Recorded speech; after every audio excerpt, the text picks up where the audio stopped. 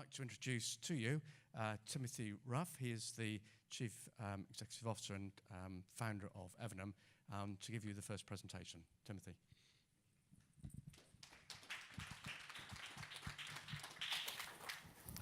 Testing. All right, it's working. Well, let's jump right in. Edwin? Change the title of the presentation with permission of Rob and Emma.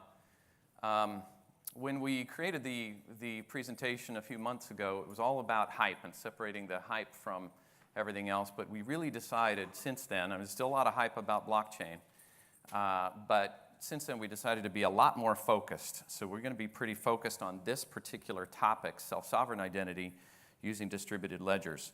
We're going to be talking just briefly about Bitcoin and how it paved the way. We're also going to talk about how the different tools that Bitcoin has now given us can be used for different purposes, as well as a concept of moving beyond blockchain that is starting to happen. New use cases that I bet a number of you have never even considered before that are now possible, as well as some remaining challenges. So Bitcoin, I think all of you have heard the phrase, the blockchain, put it on the blockchain. And that typically means Bitcoin. But of course now there's Ethereum and a number of other blockchains. But Bitcoin absolutely does deserve the credit for paving the way.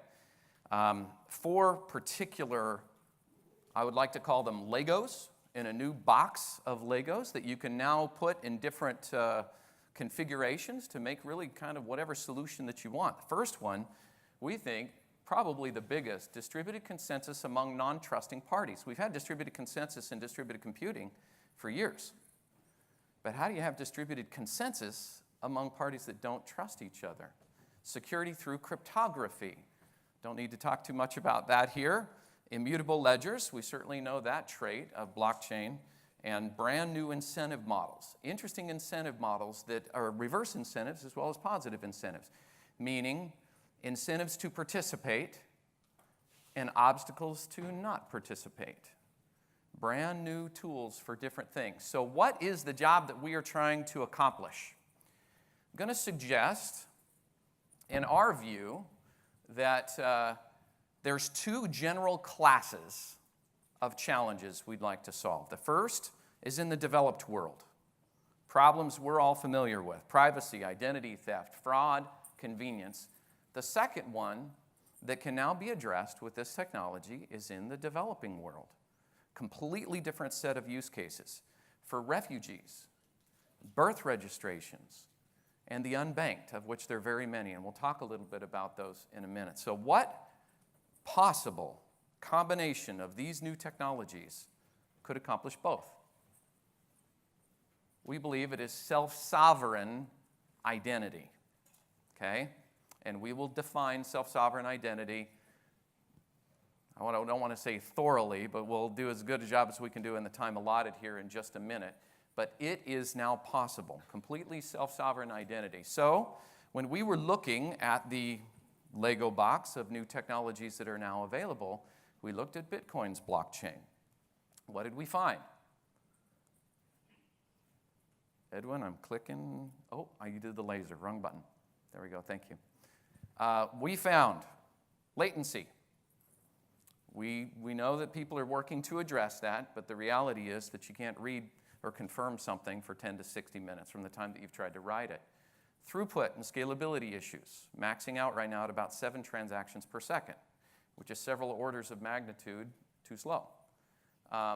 Here's a real tough one. Even if you get around the first two, I don't know how you get around this one.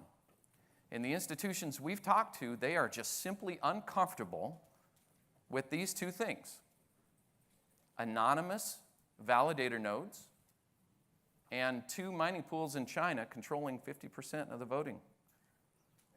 And I don't know how you get around that, because in an anonymous system, anyone could participate, right? Whether it's proof of stake or proof of work, that's the whole principle. Anyone can participate, and that means someone can figure out how to game the system. That's exactly what's happening. And even if they somehow come to an agreement, apparently these 2 mining pools in China have met and decided not to collude, which is great. But it doesn't get around the fundamental problem that large governments, financial institutions that might be trusting the system, it just makes them uneasy. And how do you quantify uneasy? Here's a quote I found recently. When you already have a wheel, you can make a wheelbarrow or a car. Imagine you doing that with the same wheel. The technology is not very complicated. This is something we could do now. Now, this sentiment is pervasive. People seem to think that you can take attributes, stick them on an immutable distributed ledger, and then share them again and again and again, and because we now have this immutable ledger that everyone can access, that we've solved identity. And it's just this simple. Well, it's not. And self-sovereign identity is even more difficult. For example, Bitcoin doesn't have end-to-end encryption. That's needed. Zero-knowledge proofs. How do you get around the issue of resharing an attribute over and over again without creating a correlation risk? People don't realize that a correlation risk in the first world, so let's get back to those two use cases. In the first world, correlation is all about privacy. If I can see the person shared this attribute over and over and over again, I can correlate who they are, and that's a privacy issue in the first world. Guess what that is in the developing world? Life or death. They might be able to figure out you're the wrong ethnicity in the middle of an ethnic cleansing that's going on somewhere. Correlation is serious stuff, especially when you talk about self-sovereign identity. So then we discovered public permissioned ledgers. I know it seems like an oxymoron. It is not. Public is public access for the people who need to use it. Permissioned is the validator nodes. Who gets to validate the data that goes in? Those two things. And we're not going to go into detail on public permission, but we'd love to. Just not time permitting. So here's a concept, moving beyond the blockchain. Raise your hand if you've heard of Corda or R3CEV. Okay, just a minority. Check them out. Write this down. R3CEV. This is a consortium of 46 of the world's largest banks. They are rewriting the financial rails of the world. Okay? They're forming this consortium with this group, R3CEV. The platform they're building is called Corda. And guess what? They're embracing the term distributed ledger and running from the term blockchain. As a matter of fact, they say it's not blockchain. Here's an example of the new box of Legos brought to us by Bitcoin being assembled to make something different. With Legos, you can make a robot or a ship or an alien or whatever you want to make, right? There's a new box of Legos now, and they're making something that's not blockchain with them.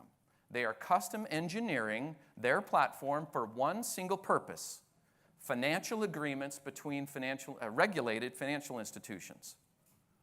So they're customizing a private permissioned chain, not a public permissioned chain, for this very purpose and no other purpose. We completely agree with that approach. We are innovating with permissioned distributed ledger technology and engineering it for one purpose and one purpose only: self-sovereign identity. We are now building what is called the Sovereign Network. It's free, fully open source. We're giving it away. We're architecting it and providing the funding and initial construction of it, but giving it away to the Sovereign Foundation, because that's how you get adoption. Can't go through us or any one entity. So now I'm going to talk about what I see, our company, as the current model of identity and how it compares to this new model of identity. And I'm an outsider to the identity industry. So what I'm going to say is a little bit of a different perspective. Okay? I'm a telecom guy, 20 years plus. And when I come to the show and I talk to people with identity, I can't tell the difference, frankly, between the way people talk about identity and authentication and authorization. It seems all about access. And so in my mind, this is what it's like. Now, Amazon's just an example. It could be a government. It could be any website that I want to go into. You and me are like little dots trying to get into the big dot, okay? So the big dot is Amazon or any organization. The interesting thing, we actually don't exist outside the big dot. We come to the big dot, we knock, we say, let us in. They say, give us the magic word. And if the magic word we provide matches the magic word they were expecting, they let us in. And then there's things like FIDO and token-based authentication and all these things that are coming around to make it better and easier to identify the little dot that's knocking to get in. But in the end, we don't exist outside that big dot. When we log out, we're gone. Matter of fact, if they send us an email because we think we exist with email, what do we have to do? Go to another big dot, which is our email provider, knock on there, get in to retrieve the message. It's the big dots that exist. Okay? What happens when you actually exist? You actually have a digital existence that wasn't provided by any company, wasn't provided by any government.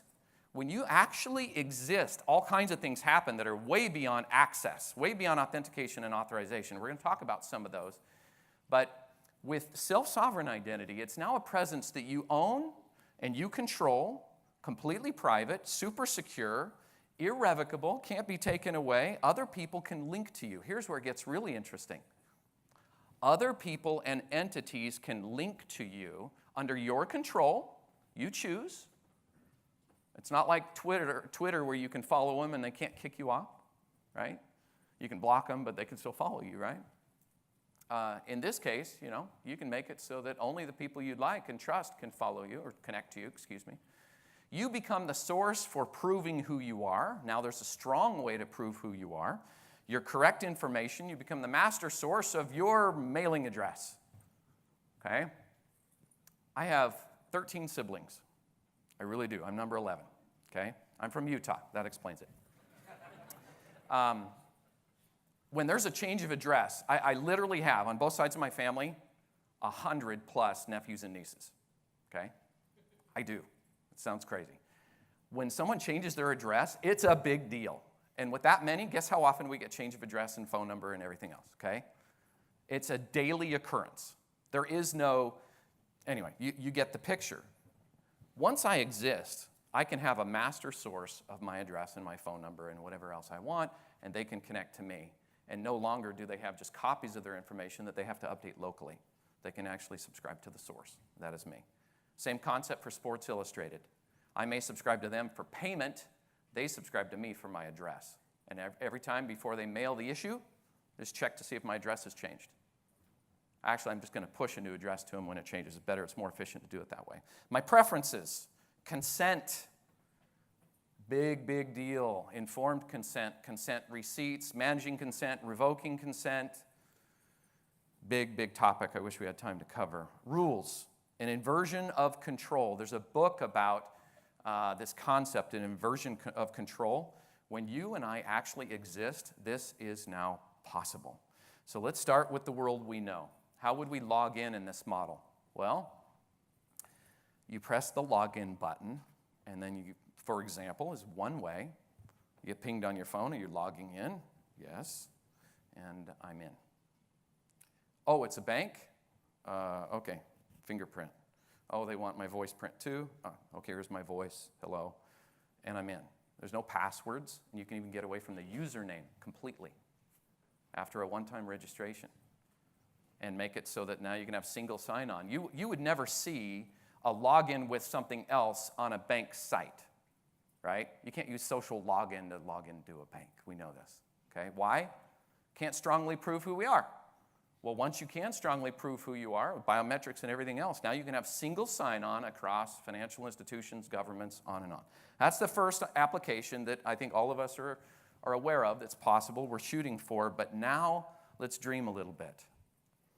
The whole world changes with an inversion of control when someone actually has a digital existence.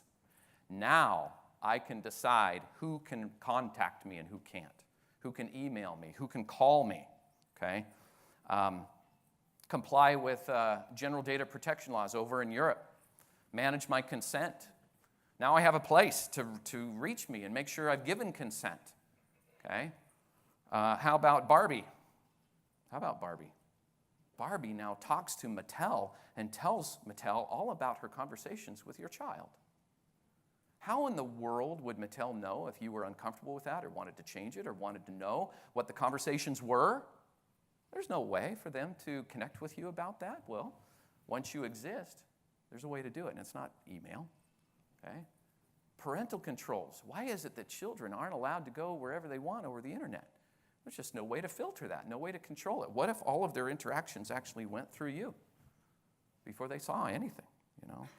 Of course, medical records, data sharing goes crazy because now someone can have control of them. Doesn't mean that they actually have possession.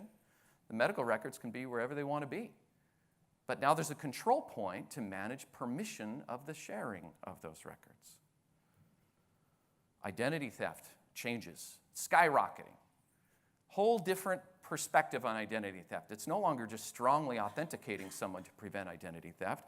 Now, here's how it could work.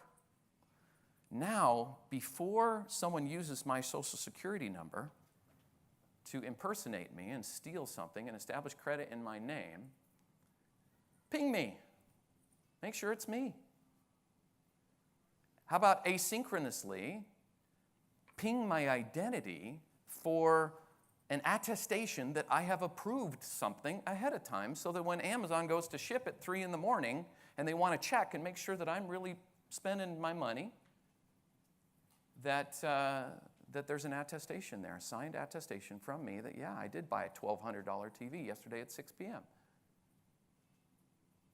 Now, crazy thing is, the bad guys can't do anything with my data. They can have my credit card number. They can have my social security number. They can have the whole concept of PII starts to melt away because without my digitally signed consent, which now can be readily obtained at any time of day or night, you can't use my information. And when you can't use my information, the value of my information drops. When the value of my information drops, the incentive to steal it drops. Kind of a fundamental difference. How about Internet of Things? Takes the current broken model of security and multiply it by a zillion, okay? You guys know there's a search engine for compromised webcams? You know that pacemakers are now going wireless? Just wait till that gets hacked and someone decides to turn it off. A little creepy. Internet of Things needs self-sovereign identity to manage. There's got to be a way to find out that you are really you that's allowing stuff to happen with your stuff. Here's my favorite one. Digital commerce. Imagine I need to refinance my home, and without going to any browser, I make public 3 anonymous verified claims. 1, I have an $800,000 home verified by the title company without identifying the home. 2, I have a net worth of $1 million. Okay? Without identifying me, still verified by the bank. Number 3, I have a 5-star reputation as a buyer. When I say I'm going to buy stuff, I buy it. That's it.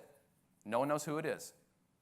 Imagine being a seller of refinance services and finding someone like me to communicate directly with. Skip all the pay-per-click and marketing and all the crap. Just go right to the person who put up the flags, who said they're buying the stuff that they're buying.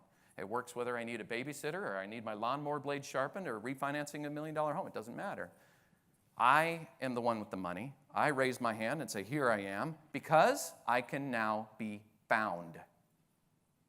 They can't find me until I exist. This concept, by the way, we didn't invent. If you guys, a lot of you know Doc Searles. I love the subtitle of his book, When Customers Take Charge.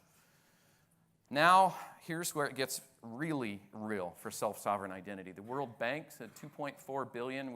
We see numbers anywhere from 1.4 all the way up to 2.4 people that don't have official identification. What the world is finding out is that a lack of identification causes a lot of problems. And providing identification solves those problems. Matter of fact, it runs through 10 other sustainable development goals. That's why we have Identity for Development from the World Bank. That's why we have ID for Africa that just happened in Rwanda.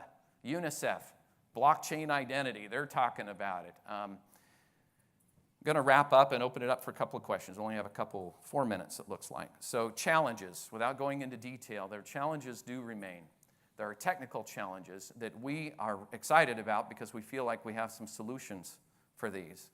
And we're engaging some of the smartest people in the world to help solve them. The first one, governance. Second one, correlation. Some exciting advances along those lines. Key management, elephant in the room. Another one I should put up there that I didn't was user experience. You ruin the user experience, the whole thing could just fall, right? Got to nail the user experience. But there's business issues too. One of adoption has some really exciting things to share soon about that on a global scale. And then, of course, monetization. Someone's got to make money to make these things happen. We'd hope that altruistic intentions would take everything to the moon, and that doesn't always happen, right? So with that, I'd like to sum up that self-sovereign identity with strong privacy is now possible. With permission distributed ledger technology, we're building one and giving it away, and we invite you to join us. Thank you very much.